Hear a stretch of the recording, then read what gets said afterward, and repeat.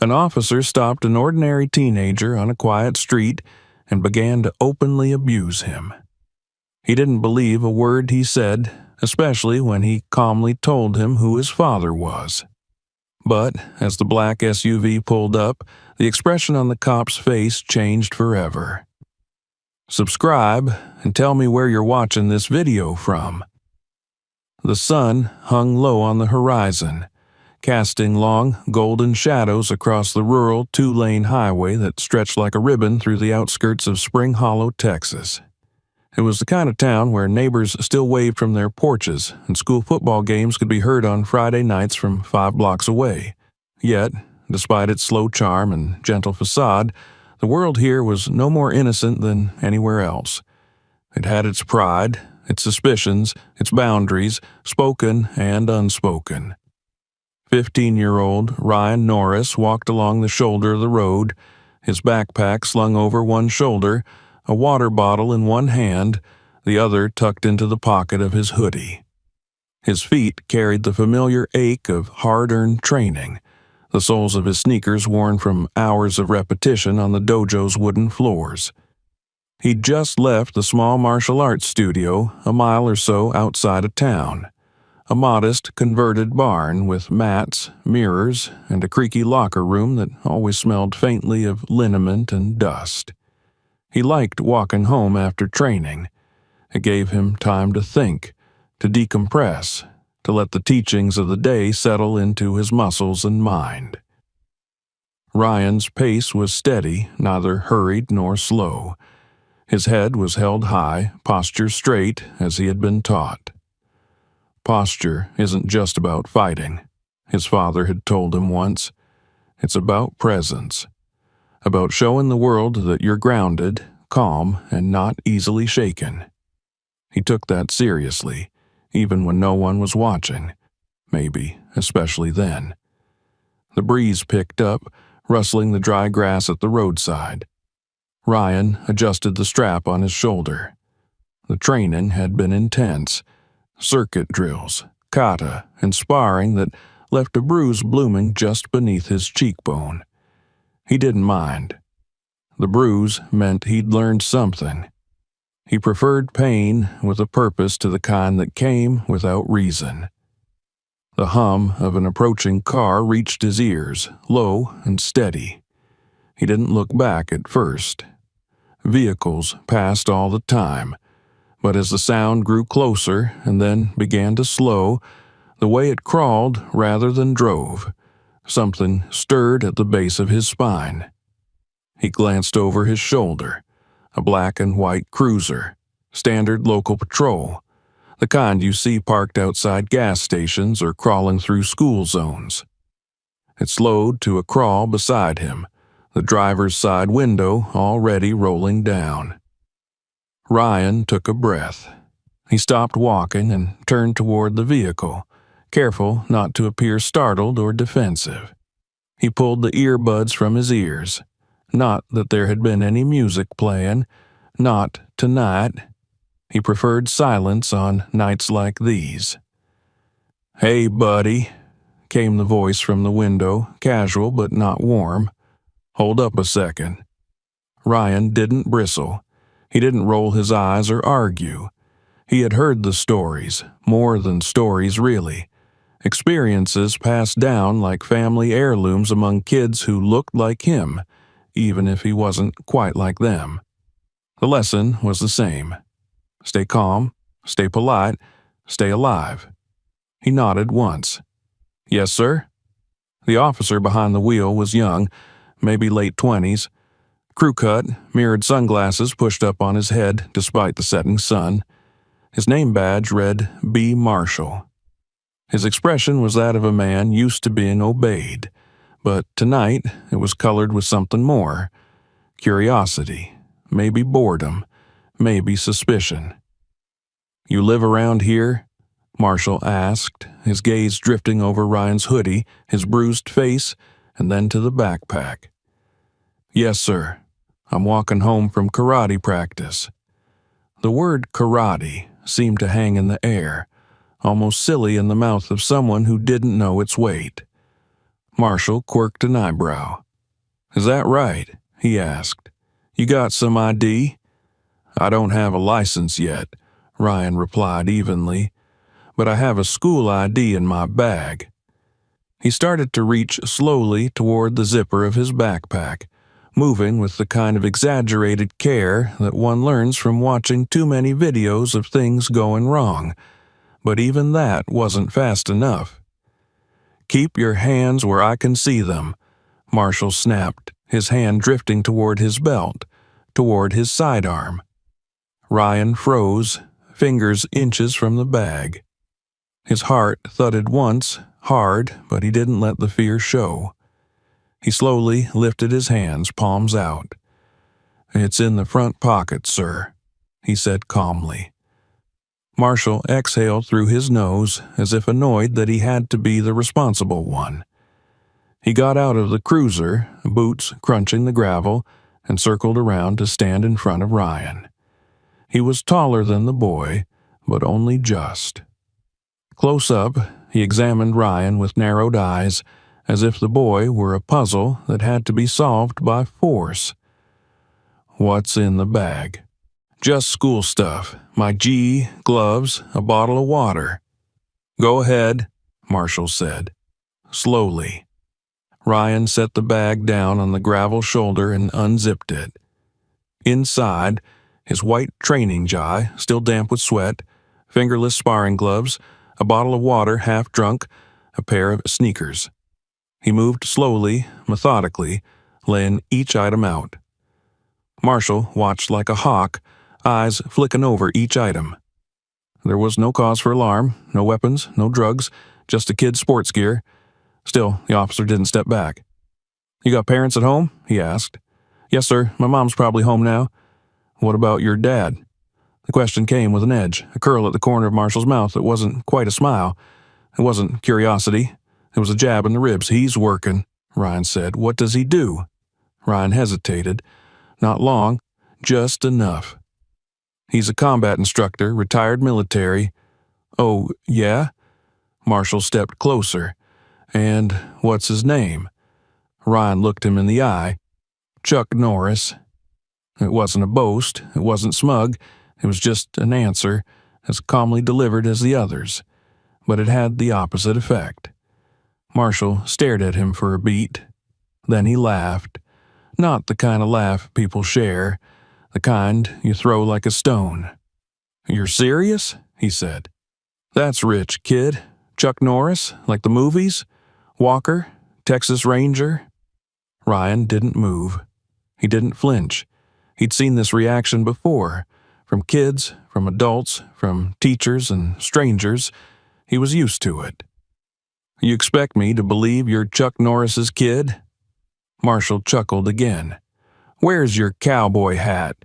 You gonna roundhouse kick me?" Ryan didn't answer. He just looked at him, steady and quiet. "Oh, man," Marshall said, shaking his head. "You're not even a good liar. Your dad's Chuck Norris? That's the best you could come up with?" A second cruiser pulled up behind the first. Another officer stepped out, older, quieter, sensing the tension but unsure of what to make of it. He stayed by his car, watching. Marshall called out to him, voice still dripping with mockery. "Hey, Miller, get this. This kid says his dad is Chuck Norris." Miller didn't laugh. He looked at Ryan, then at the gear laid out on the ground, then back at Marshall. Something in his face changed. Not surprise, not recognition, but restraint. He didn't say anything. "You gonna invite me over for dinner with Walker, the Texas Ranger?" Marshall sneered, stepping forward again. "Maybe teach me some kung fu?" Ryan remained still. His jaw clenched slightly, but his eyes didn't change. "You think that name makes you special?" Marshall said. "You think you can just say anything and get away with it?" "No, sir," Ryan said softly. Marshall stood over him for a moment longer, breathing hard. Then, as if bored with the lack of reaction, he stepped back. "Get your stuff. Go home. And next time, don't make up stories. Ryan didn't reply. He packed up his bag, slipping his GI and gloves back inside. He put the bottle away, zipped it up, and stood. He turned, adjusted the strap, and began to walk. Behind him, he heard the laughter again. "Chuck Norris, my ass," Marshall muttered. Ryan didn't look back. He didn't run. He didn't break stride, but inside, his chest was tight. His fists were clenched inside his pockets. His father had told him moments like these would come, had warned him, prepared him, not with paranoia, but with principles. "You don't need to be loud to be strong," his father had said. "You need to know who you are, even when others don't." As Ryan walked down the road, the light fading and the town ahead, he heard the familiar sound of a truck engine behind him. Not the cruiser. Something else. Something that made the air shift. He didn't turn around. Not yet. Because he didn't need to look to know. His father was already on his way. The hum of tires on pavement faded into the distance behind him, and Ryan continued walking as if nothing had happened. His heartbeat had returned to normal, but the tightness in his chest lingered, an ache born not of fear, but of frustration. He replayed every word in his mind, every sneer, every second of the officer's laughter, like a scene on repeat he couldn't turn off. The air had cooled since the sun began its descent, but Ryan hardly noticed the breeze brushing against his cheeks. The warmth in his body had turned inward, coiling into something heavy and quiet just beneath his ribs. He kept walking, step after step, head high. Behind him, unseen by his eyes, but not by his awareness, a black SUV rolled up the road at a steady pace. It wasn't marked by sirens or arrogance. It didn't demand attention. It simply arrived, the way some forces in life do, not to make a statement, but because they were always going to. It pulled off the road without fuss and came to a stop on the shoulder, 50 feet ahead of Ryan's path. The engine idled for a second before falling silent. Then the driver's door opened.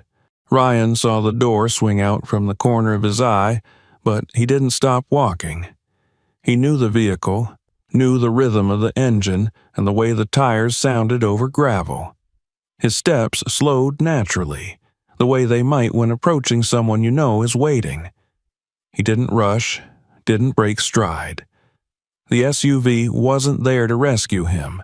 It was there because the moment required it. The man who stepped out stood with the same stillness Ryan had learned to mimic. Jeans, boots, a simple heather gray t-shirt that hugged broad shoulders and strong arms without announcing them. His hair was lighter now than in the posters and TV clips the world remembered, the red fading to silver at the temples. His beard was neatly trimmed. He didn't move toward his son right away. He didn't need to. Chuck Norris simply waited. Ryan approached with quiet steps, stopping a few paces away. He didn't speak. Neither did his father. Their eyes met, two mirrors reflecting the same silent question. "You good?" Ryan gave a small nod. Chuck returned it. Then, without a word, he turned and opened the passenger door. Ryan climbed in. Inside the SUV, the air smelled like leather and cedar, the same faint scent that clung to his father's office at home, to his jackets, to the hallway where old awards and photos lined the walls. The vehicle was as unassuming as its owner, clean but unflashy. Practical. A former military man's idea of nice. As they pulled away from the roadside, the town's distant lights came into view through the windshield. Still, neither of them spoke. They were halfway home before Chuck broke the silence. What happened? Ryan didn't flinch. He stared out the window, watching the familiar curve of the road pass under their wheels. He pulled over, said I looked suspicious.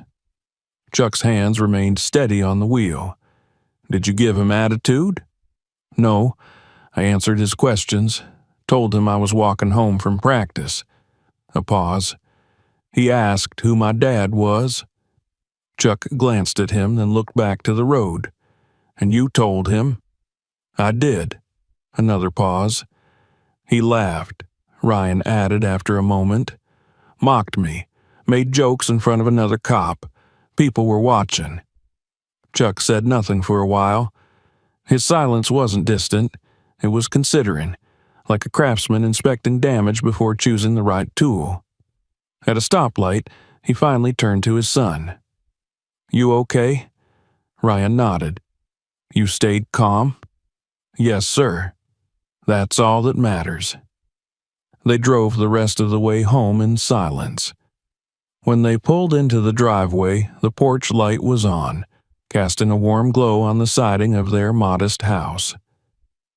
Angela Norris stood just inside the screen door, her silhouette framed by light. She stepped out as they arrived, arms folded but not in judgment, more in readiness. Ryan went inside first, giving his mother a brief look that said enough.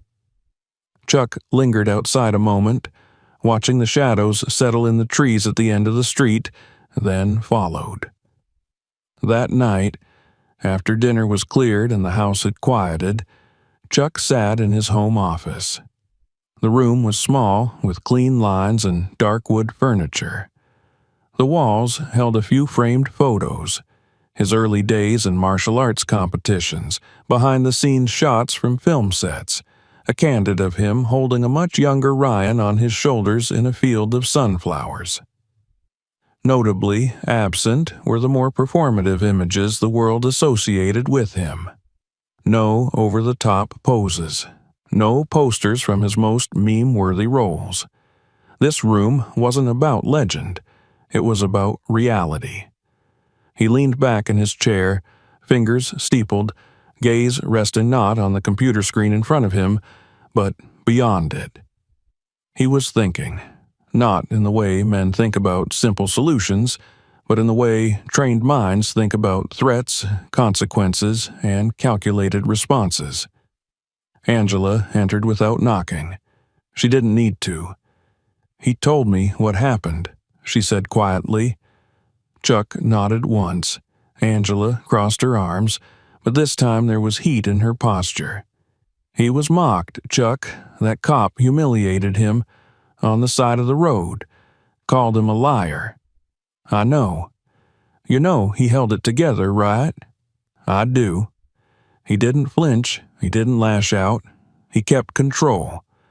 Chuck looked up at her. Because we taught him how. Angela's shoulders dropped slightly, not with resignation, but with something closer to pride. He listens. He's starting to understand, Chuck said, leaning forward. It's not about defending your name. It's about knowing who you are when others don't. She studied him a moment longer. What are you thinking? Chuck turned to his computer. That this cop, Marshall, he'll talk, he'll laugh, he'll think it's funny. And maybe that's the end of it, but maybe it's not. Angela stepped closer, placing a hand on his shoulder. You're not going to escalate. No, Chuck said simply, but I won't let it repeat. Meanwhile, word of the roadside incident began to ripple through town. Not because of official channels, but because of a 15-second video uploaded to social media by a passing driver. In the clip, blurry but unmistakable, a teenage boy was seen standing on the side of the road, backpack open, being questioned by a young officer. The laughter caught on the audio was sharp and unmistakably cruel. The words, "Chuck Norris, that's rich kid," were audible just before the video cut off. The footage spread fast. Locals commented first, then strangers. The boy's face wasn't fully clear, but circumstances were. Within hours, speculation bloomed in the comment sections. Was it really his father? Was this real? Was it just another hoax? Then someone found Ryan's old competition photos. Others recognized Chuck's truck, parked at the dojo on certain evenings. Pieces clicked into place, and the narrative turned. At the police department, Marshall was still laughing about the encounter until a senior officer called him into a back room and showed him the video. His face changed, not from guilt, but from fear. In the eyes of the public, he'd mocked a child. Worse, he'd mocked a child whose father happened to be a public icon and one of the most respected martial artists in the country. The department scrambled to issue a vague statement about ongoing internal review and community engagement efforts. But it was too late. The fire had caught. The next morning, reporters called the high school. Students whispered in hallways. A local news van idled across from the Norris home, camera pointed passively at the front yard. Angela kept the blinds closed. Chuck told Ryan to stay home for the day. Ryan spent that morning in the backyard, hidden the punching bag that hung from the old oak tree. Each strike was precise, measured. His knuckles ached, but he didn't stop. It wasn't anger that drove him. It was clarity. Each strike was a statement. I know who I am. I don't need anyone to believe me. Inside, Chuck watched from the kitchen window, his arms crossed. He didn't interrupt. The boy was working something out, and no man had the right to rush that process. He saw the way Ryan moved now, more than technique. It was control, presence, dignity. He saw himself, and he knew. The world was going to see, too, whether it was ready or not. The following days unfolded with an unsettling quiet, like the stillness before a summer storm. Spring Hollow didn't do controversy well. It was a town built on routines and polite smiles, on neighbors waving from across fences and school board meetings that rarely lasted more than an hour. But now, something trembled beneath the surface. The video of the roadside stop had spread further than anyone anticipated. What had begun as a small clip taken by a passing driver had rippled outward, amplified by the sheer improbability of the boy's claim and the thunderous validation of its truth. In the video, the officer's derision was clear. So was Ryan's silence, his restraint, his presence. It was only a few seconds long, but it was enough for viewers to see the imbalance, enough to provoke questions. The comments came in waves: disbelief, outrage, sarcasm, support. Some dismissed it as another overblown internet moment. Others demanded the officer's suspension. A few, inevitably, blamed the boy. But the ones who mattered most, those who knew the town, who knew the family, watched with uneasy recognition. Because what the video showed wasn't just a cop mocking a kid. It was the mask slipping. It was the truth coming into view. At the Spring Hollow Police Department, Officer Bradley Marshall was called into the captain's office less than 24 hours after the video hit local news. He walked in with a swagger he hadn't yet learned to rein in, expecting at most a slap on the wrist, maybe a lecture about optics. What he got instead was a terse statement. He was being placed on administrative leave pending internal review. Effective immediately. Badge and firearm, please. Marshall's jaw tightened. He handed them over, but his pride refused to leave with them. As he walked past the bullpen, his fellow officers didn't meet his eye. A few turned away. One, a veteran sergeant, muttered something inaudible, laced with scorn. Marshall left the building with a hot flush on his neck, a mix of shame and disbelief. He didn't think it was overblown. He thought it was ridiculous. Over a name, over a look, over a kid.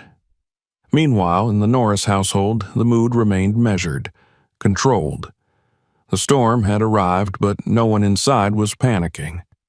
Angela continued working remotely for a few days, wary of news vans and neighborhood gossip.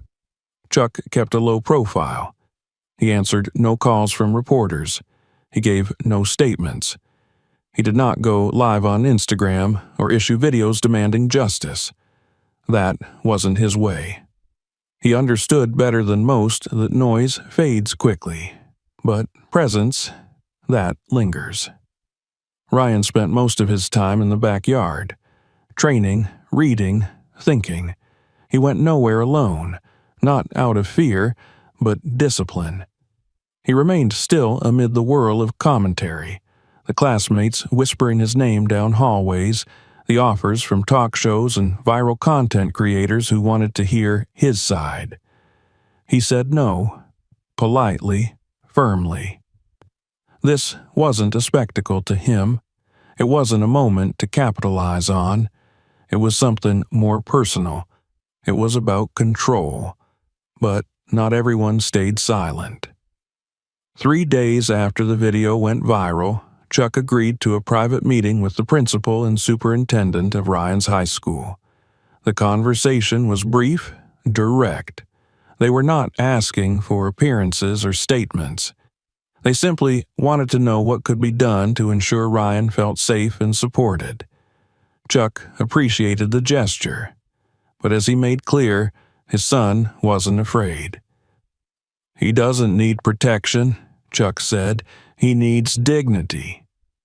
The principal offered to let Ryan speak at the next student assembly, share his experience, reclaim the narrative. Chuck said he'd leave that choice to his son. Ryan declined the assembly, not because he was afraid to speak, but because the words weren't ready yet. Instead, he kept moving, kept practicing. The punching bag in the backyard swung with new rhythm, each strike sharper than the last. At night, he reviewed footage of his tournaments. He reread old journals filled with his father's handwritten notes, breathing techniques, self-defense drills, philosophical fragments that echoed ancient discipline. The body is loud. The mind must be quiet. He was learning what that meant.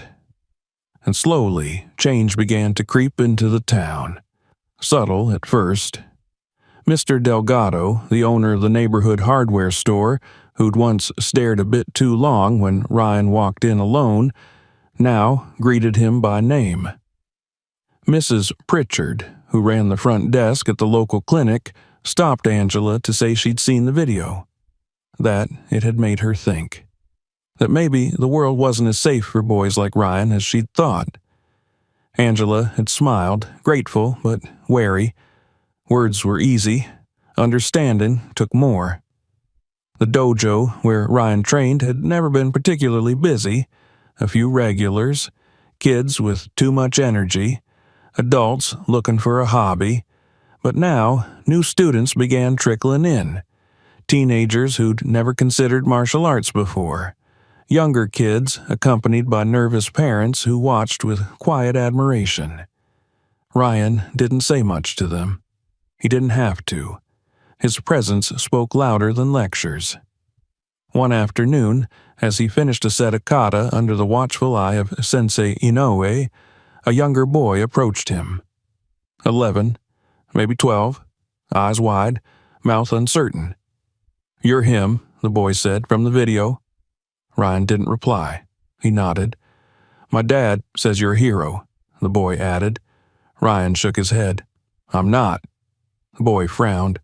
"But you didn't cry. You didn't yell. You just stood there like you weren't afraid." Ryan looked at him for a long moment, then said quietly, "Being calm doesn't mean you're not scared.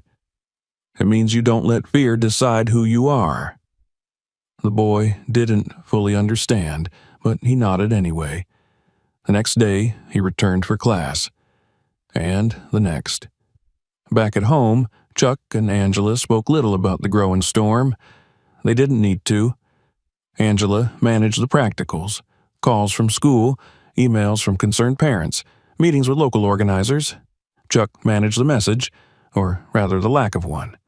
When approached by a prominent news anchor for a televised interview, he refused. "My son's dignity isn't a trending topic," he told them. Instead, Chuck focused on what came next. He met quietly with a small group of local community leaders, men and women he trusted, pastors, teachers, retired military, people who understood that change started not in headlines but in habits. Together, they began sketching the outline of a new initiative: a youth leadership program, martial arts, mentorship, community service, a place where boys like Ryan, and unlike him, could learn presence, not just performance. They called it Strength Without Fury. Ryan wasn't thrilled at first. He wasn't looking to be a symbol, but Chuck explained it wasn't about symbols, it was about seeds, planting the idea that dignity could be taught, that control could be learned, that you didn't have to yell to be heard. Ryan agreed to help. Quietly, behind the scenes. The program launched in a borrowed church gymnasium on a Saturday morning. No press, no announcement, just flyers and word of mouth. That first day, 7 kids showed up. By the end of the month, there were 20. Not everyone was happy about it. Online, some voices muttered about favoritism, about media manipulation, about celebrity justice. But they didn't live in Spring Hollow. They didn't see what was happening. They didn't see Mrs. Carter, who had once crossed the street to avoid teenagers in hoodies, now sitting on folding chairs, watching her grandson practice side kicks. They didn't see Officer Miller, the one who had been there on the roadside, step into the gym one evening and ask if he could volunteer. He never said the words aloud, but Ryan heard them anyway.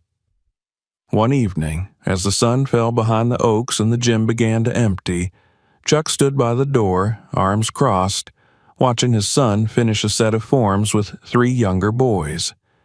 His stance was strong, his rhythm measured, his presence unmistakable. A quiet pride settled in Chuck's chest, not just the pride of a father, but of a teacher who knew the student had surpassed the lesson.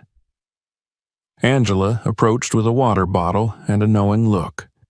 "He's changing," she said softly. Chuck nodded.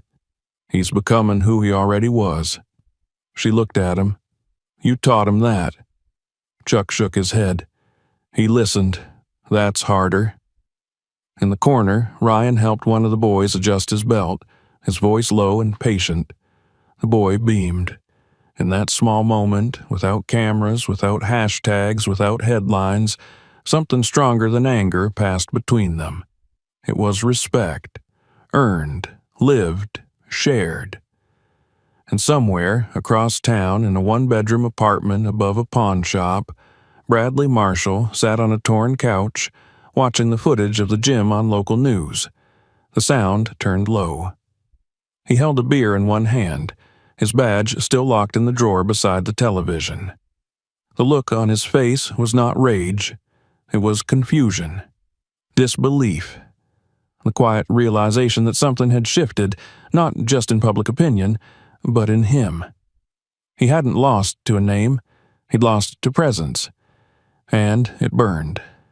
The storm hadn't passed, but the winds had changed, and Spring Hollow would never be the same again.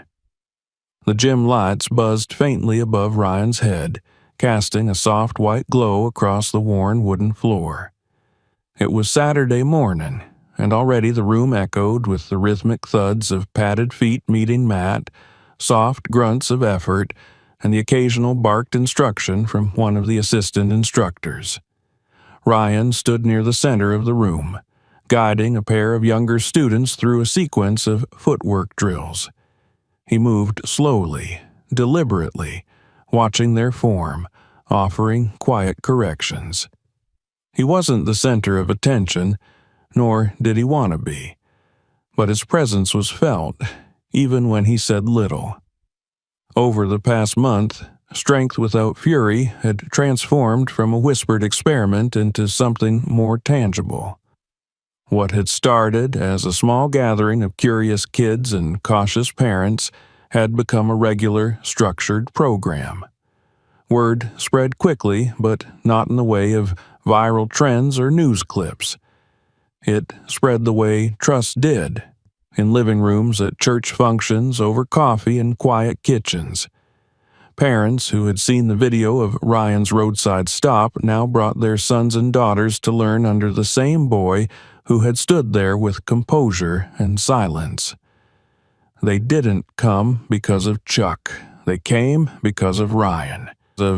He was reluctant to admit it, but things were changing. At school, the stares had turned into nods. Teachers greeted him with a different kind of recognition, not because they suddenly liked him more, but because he had made them pause. Classmates approached him less with gossip and more with curiosity, and not all of it was pleasant. There were still whispers, still sideways glances, still people who thought his name was the only reason people listened. But something inside Ryan had shifted too. He no longer walked through the halls trying to be invisible. He didn't shrink from the glances. He didn't retreat from the awkward moments. He faced them, steady as ever. Not because he had anything to prove, but because he'd come to understand that dignity wasn't something others granted. It was something you carried. After the morning session, as the younger students filtered out with water bottles and folded uniforms in hand, Ryan stayed behind to clean up. He swept the mats, stacked the pads, checked the sign-in sheets. It was habit now, part of the rhythm. When he finished, he went outside to sit on the steps leading to the parking lot, the sunlight warm against his skin. Across the lot, his father stood under the shadow of a tree, speaking with a pair of local coaches. They were planning a self-defense seminar, one of several upcoming events designed to open the gym to more of the community. Chuck's voice was low, his tone patient. He never pitched or persuaded.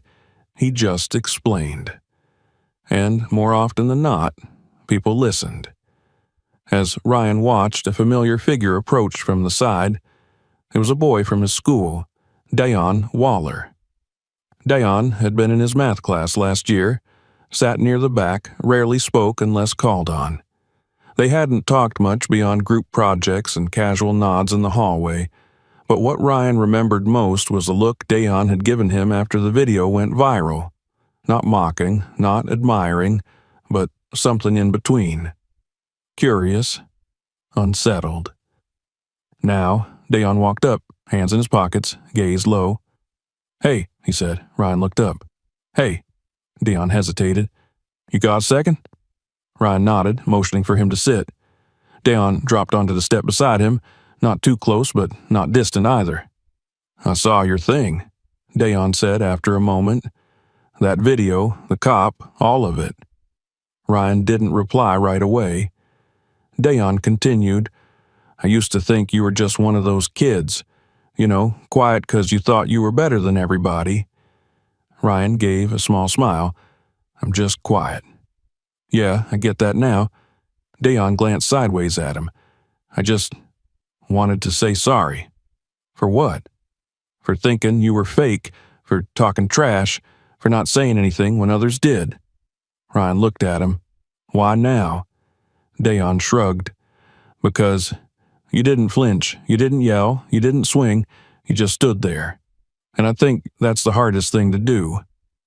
My brother would have swung, I probably would have too." Ryan nodded slowly. "It's not easy." "Yeah," Dayon muttered, "but it mattered." They sat for a while, the sun warming their backs, the hum of passing cars in the distance.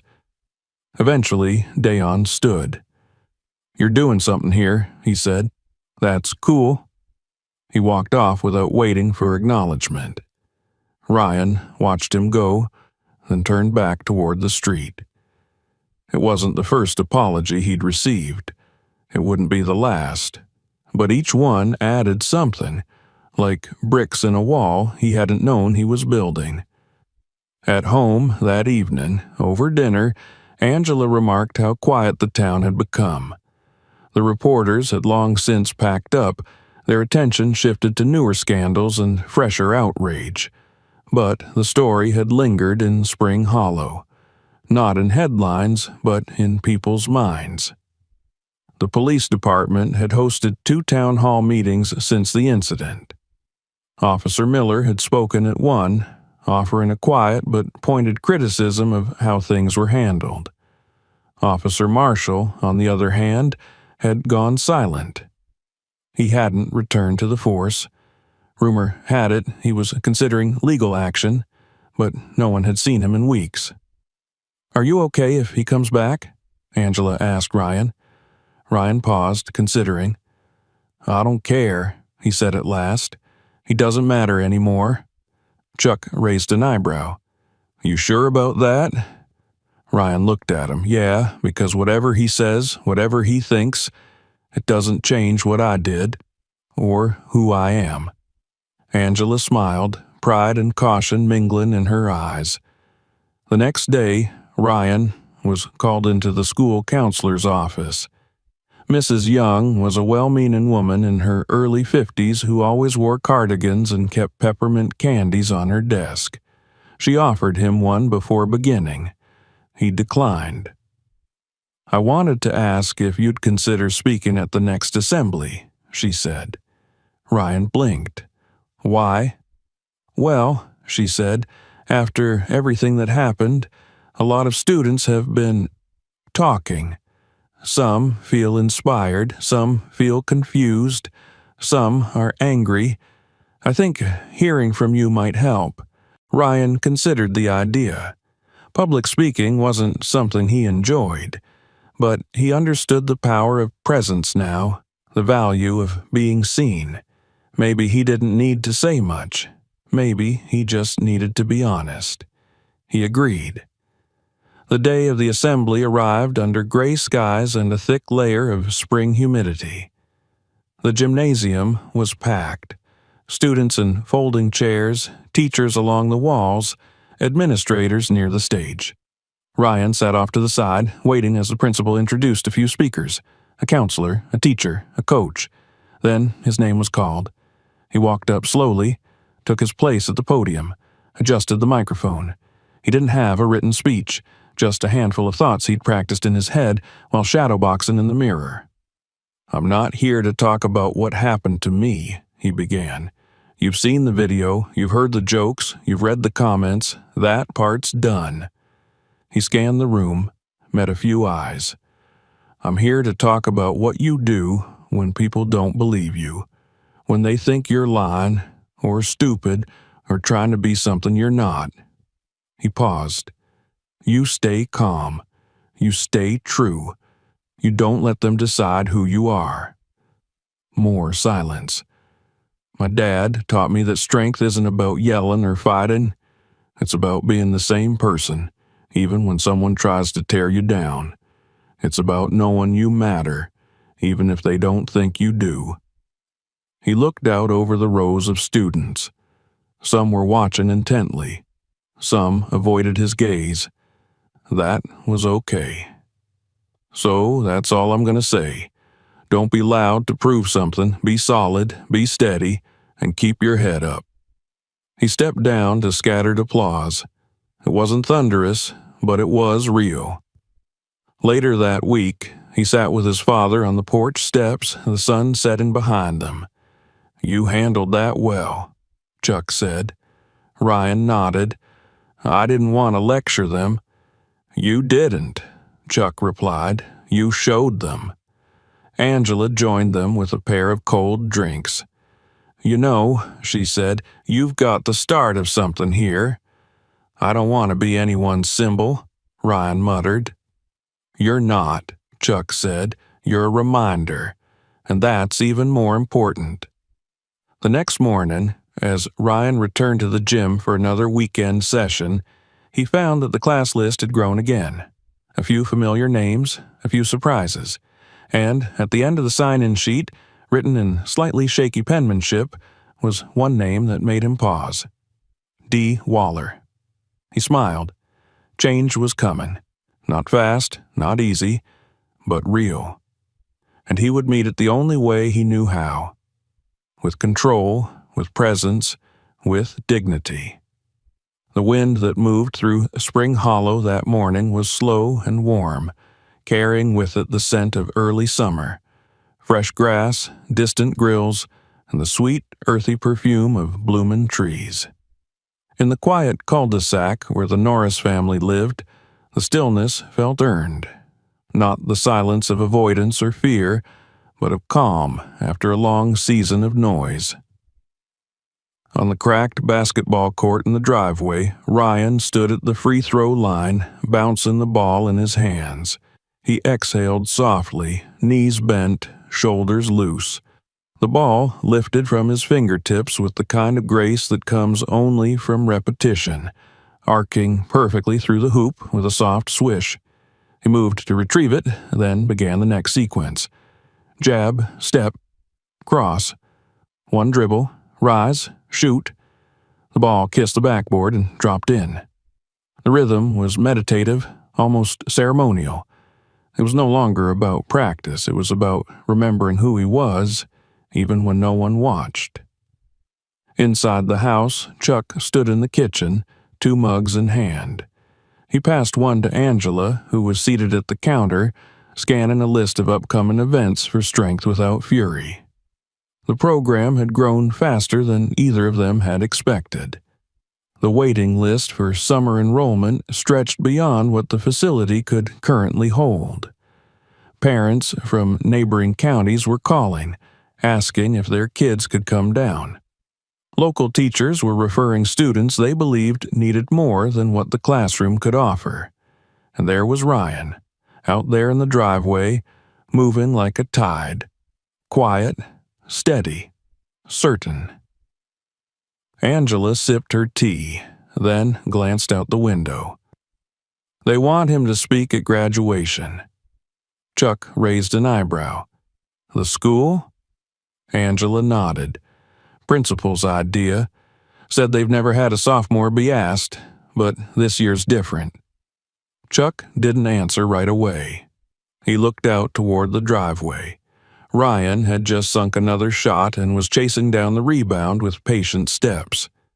Has he said anything about it? Chuck asked. He's thinking. That evening, over dinner, Ryan mentioned it casually between bites.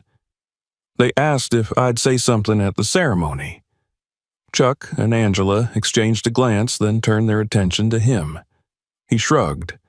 I don't know. I'm not graduating. Feels weird. Angela leaned forward slightly. It's not about graduation. It's about who people listen to. They shouldn't listen to me, Ryan said. I just stood still. You didn't just stand still, Chuck replied. You stood with purpose. Ryan didn't argue. He just nodded slightly, pushing the food around on his plate. I was thinking about saying yes, he said after a while, but only if I can speak honestly. No speeches, no applause lines, just me. Chuck smiled. That's exactly why they asked you. Later that week, a woman Ryan didn't recognize knocked at the front door. She was in her 60s, hair silver and curled, wearing a floral dress and white sneakers. In her hands, she held a Tupperware container and a folded envelope. When Angela answered, the woman introduced herself as Mrs. Whitaker from down the block. They'd never spoken before, though Ryan had passed her house dozens of times on his walks home. I wanted to bring something for your boy, Mrs. Whitaker said, holding out the container. Just cookies, nothing fancy. And this, she added, offering the envelope. It's a letter. To him. To say I'm sorry. Angela accepted both with gentle hands. She didn't need to ask what the apology was for. It wasn't an uncommon thing these days. Not everyone had come forward, but many had, in their own awkward, halting ways. That night, Ryan opened the envelope alone in his room. The handwriting was neat but shaky. Dear Ryan, I've lived in this neighborhood for almost 40 years. I've seen children grow, families move, houses change colors. I've also seen things I didn't understand. And I've made assumptions I never should have made. I watched you walk by my house many times. I never waved. I told myself it was caution. I think now it was fear. But I saw you that day, and I saw the way you handled it. You didn't raise your voice. You didn't run. You just stood, and it changed something in me. I'm sorry I didn't see you before. I see you now. Thank you for your strength. Sincerely, Agnes Whitaker. Ryan folded the letter carefully, placed it back in the envelope, and set it in the drawer with his journals. He didn't mention it at dinner. Some things didn't need to be shared to be understood. The morning of the graduation ceremony arrived with clear skies and the sound of birds calling from the rooftops. The gymnasium was full, chairs lined up in precise rows, parents fanning themselves with programs, students straightening gowns. Ryan sat near the back, not in a gown, but in a crisp white shirt and black slacks. He hadn't wanted to be seated on stage. He didn't like the elevation. Instead, he asked to walk up from the floor when it was time. Principal Gutierrez called him to the podium just after the valedictorian finished her speech. The applause was polite but curious. Some parents didn't know who he was. Others knew all too well. Ryan stepped onto the stage and took his place behind the microphone. He didn't look nervous. He didn't glance down at notes. He stood the same way he had on the side of the road weeks earlier, rooted, composed, present. I was asked to speak today, he began, not because I'm graduating, but because something happened this year, something that a lot of people saw, and a lot of people had opinions about. He paused. I've heard a lot of things since then, that I was brave, that I was lucky, that I was just trying to get attention. Maybe all of those are true in some way. Maybe none are. He looked out at the audience. No theatrics, just steady eye contact. But here's what I learned. When someone looks at you and doesn't see you, when they decide who you are before you say a word, you have a choice. You can fight back. You can run. Or you can stand still. You can let them see your silence, your presence. He let the words settle. I didn't stand still that day because I was strong. I stood still because I was taught how, by my father, by my mother, by every person who reminded me that dignity isn't given. It's carried. He stepped back, nodded once, walked off stage.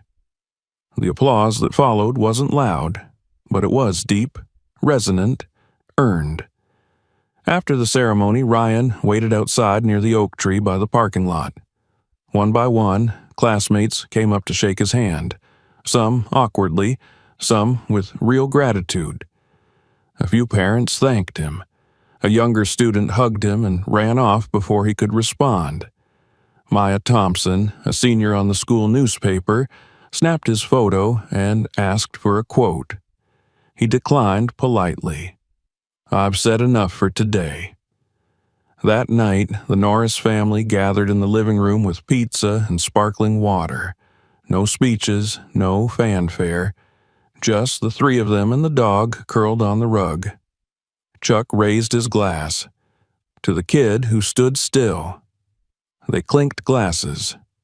Ryan smiled. The summer brought new opportunities. A regional news station ran a quiet feature on strength without fury. A nearby town requested Chuck and Ryan to consult on a youth outreach program.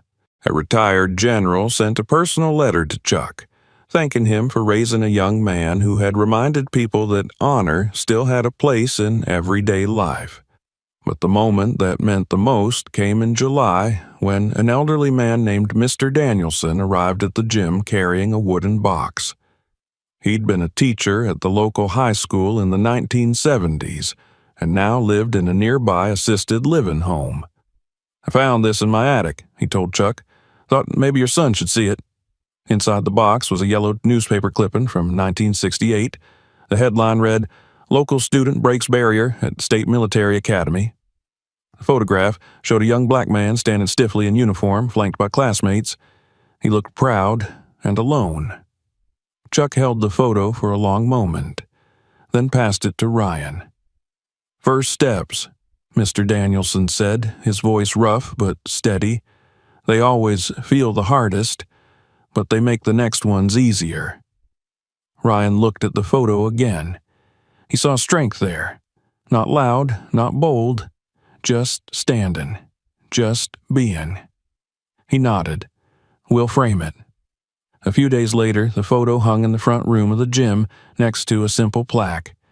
Beneath it, the inscription read, "Legacy isn't what you say. It's what you stand for, even when no one believes you."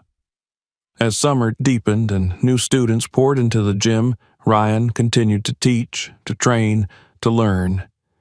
He was no longer just the son of someone famous. He was someone people looked to, not because of who his father was, but because of who he had become. And as he walked the streets of Spring Hollow, past Mrs. Whitaker's house, past the school, past the old roadside where it all began, he did so not with a need to be seen, but with the quiet understanding that he already was. Because some names open doors, but only presence builds the home inside. If you enjoyed this story, make sure to subscribe for more. Check out the next video and explore others on the channel. And if this resonated with you, share it with someone who needs to hear it.